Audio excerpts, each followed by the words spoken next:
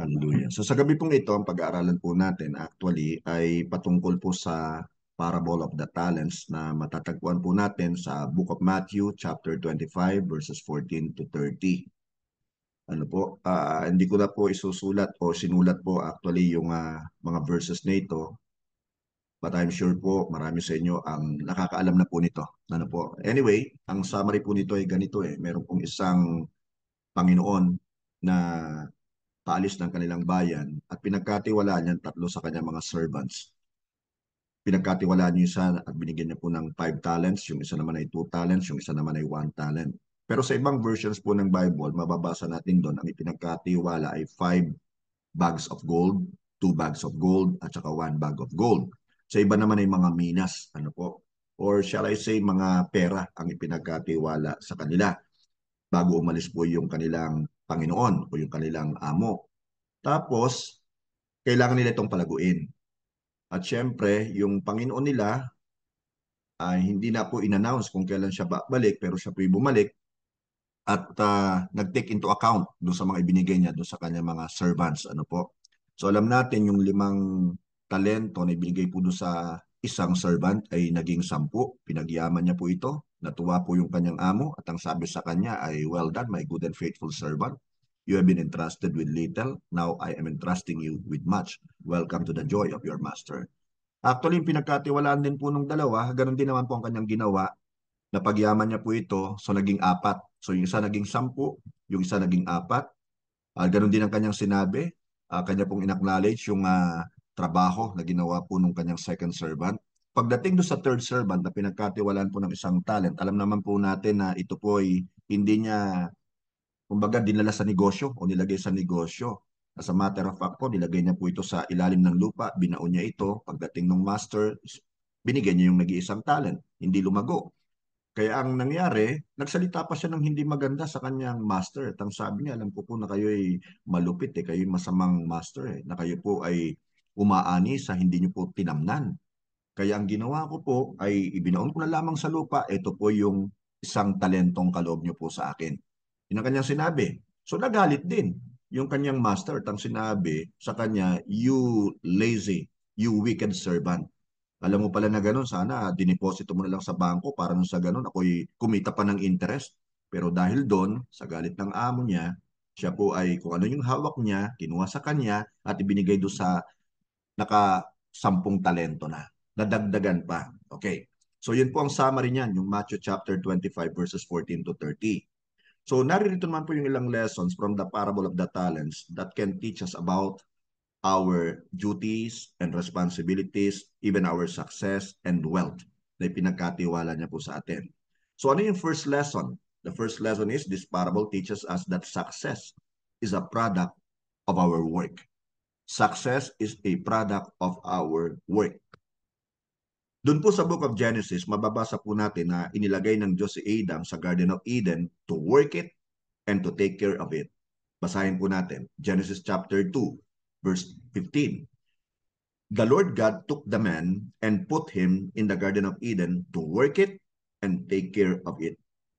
Yes, tayo po ay nilikha ng Diyos upang siya'y sambahin at ating maka-fellowship.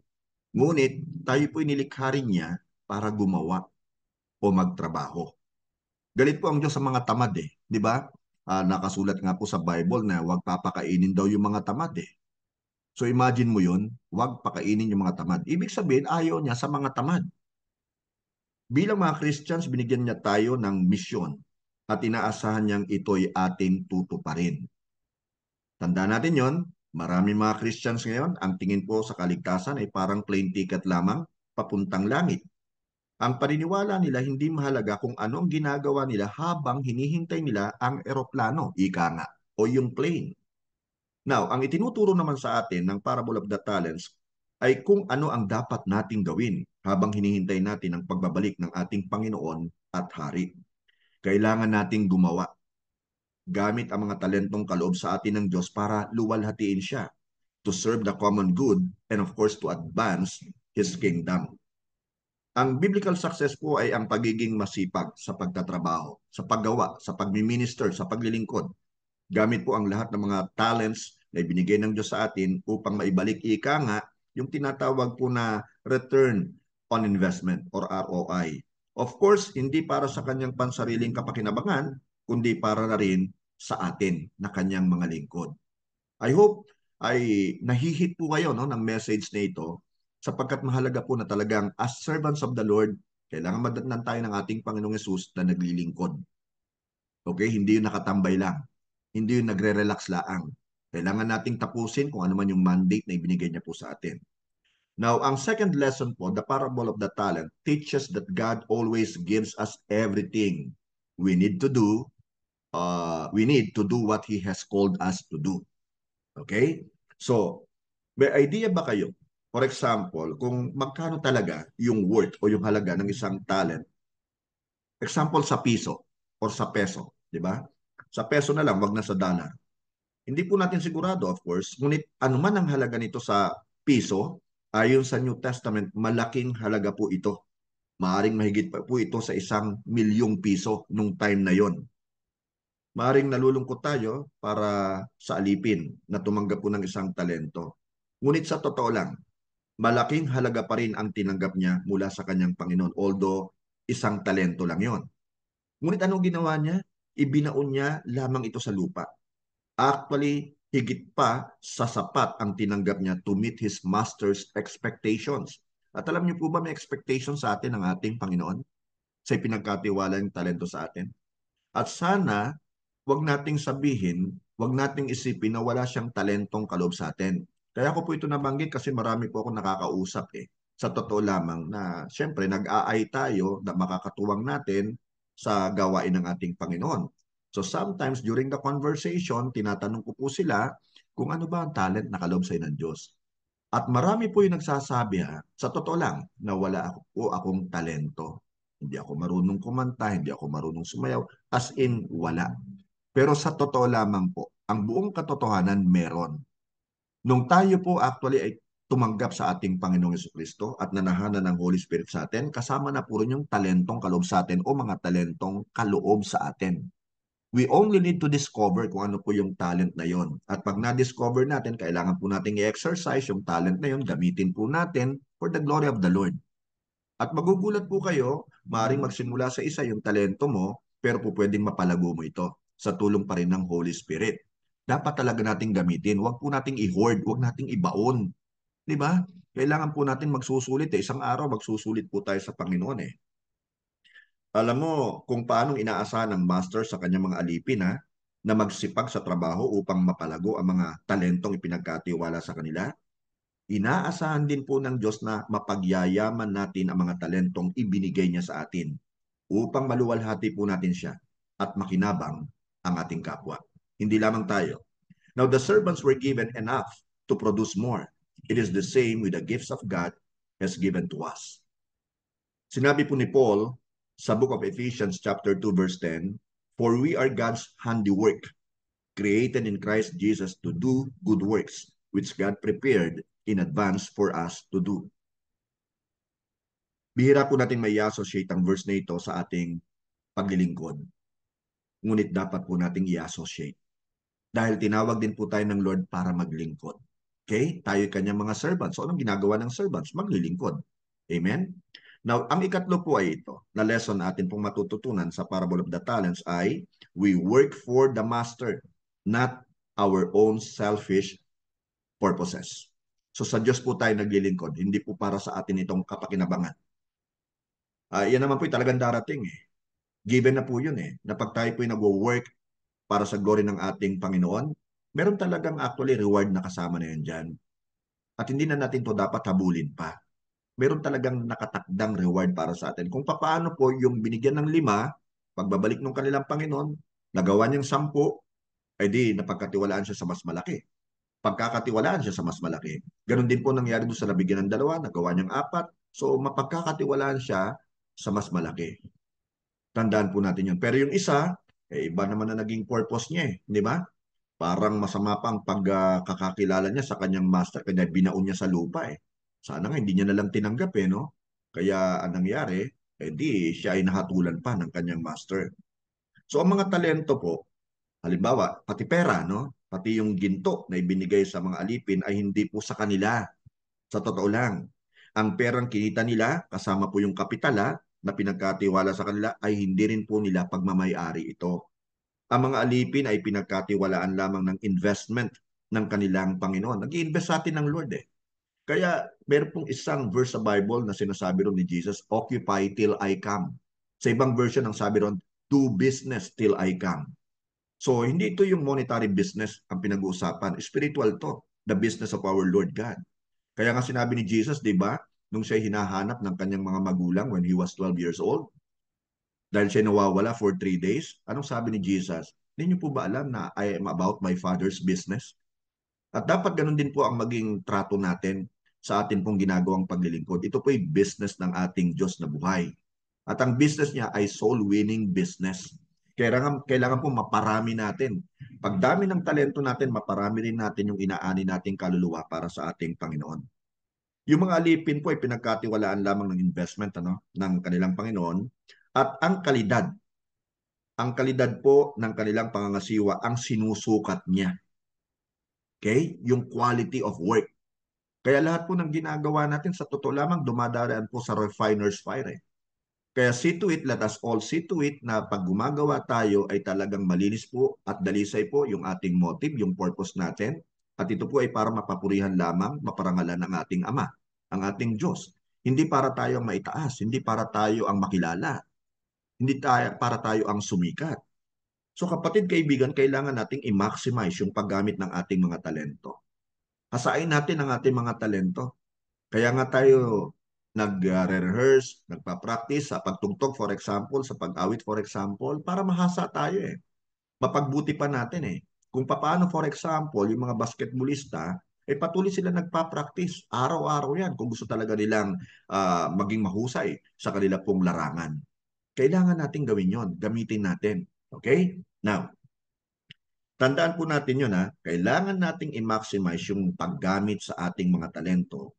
At ito po hindi para sa ating pansariling layunin lamang, kundi of course bilang pagpaparangal sa ating Diyos.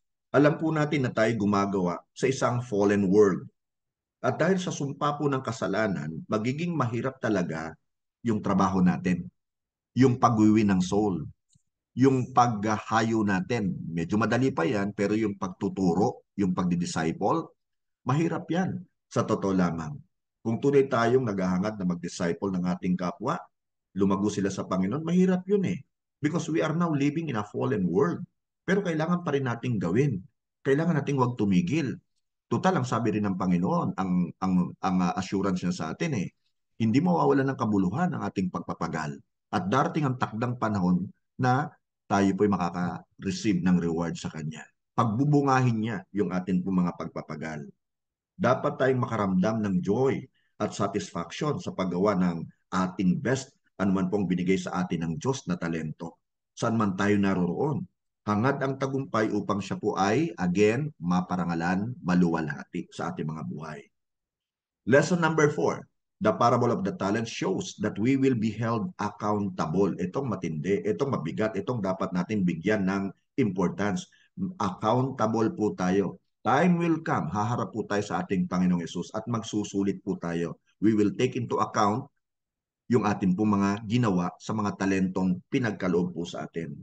Ang parable of the talents ay hindi tungkol sa kaligtasan sa pamamagitan po ng gawa, kundi tungkol po ito sa kung paano natin ginagamit ang ating talento para may sakatuparan, ma-fulfill natin yung ating earthly callings. Lahat naman tayo may calling eh. And you should realize that. Di ba? Hindi ang may calling lamang yung nakikita nating tumatayo sa harapan. Every individual, every Christian na nakaupo po, every Sunday na nakikita natin, nakakasalamuhan natin, may mga callings yan eh. And we have to really identify them. And of course, encourage them na gamitin kung ano man yung talento nila. Kaya maganda talaga tayo nakikipag-fellowship sa kanila. Actually, hindi naman lubusang sinayang po ng alipin na pinagkakatiwala ng isang talento o pera, yung ibinigay sa kanya o pinagkatiwala sa kanya ng kanyang Panginoon. Alam niyo kung anong sinayang niya? Ang sinayang niya po ay yung pagkakataon o opportunity. Sa kaya wag po natin sasayangin yung opportunity na ipinagkakatiwala sa atin ng ating Panginoon. So ang resulta, siya po hinatulang at sinabihan po na masama at tamad. Wicked and lazy. Ang bigat nun, di ba? Tao nga lang magsabi sa atin na gano'n na tayo'y tamad eh. Medyo masakit na sa damdamin yun eh. Pero mas lalo na kapag nagsabi nito sa atin, walang iba kung hindi ang ating Panginoong Yesus. Hindi natin siya masisisi. Kasi yung pinagkatiwalang talento, nasa mga kamay na natin eh. Tayo na magde-decide eh kung gagamitin ba natin to o hindi eh. Ipagkakait ba natin o hindi. Kaya dapat maging bukas ang puso natin na ipagamit natin kung ano man yung talentong kaloob niya sa atin. At para din tayo ay lumago. Di ba? Hindi tayo lalago kapag hindi po natin ginagamit yung mga talents sa kaloob sa atin ng Diyos. Mananatili po tayong stagnant. Mananatili po tayong baby Christian.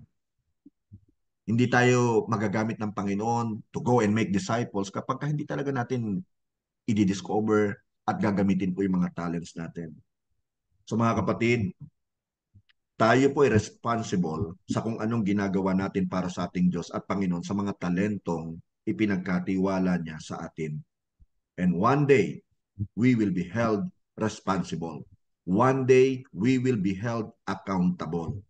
At kung ano ang maririnig nating sasabihin ng Panginoon, pag dumating yung time na yon, the day of reckoning, nakadepende po sa atin. So, it is your choice. Maglilingkod ka ba o hindi?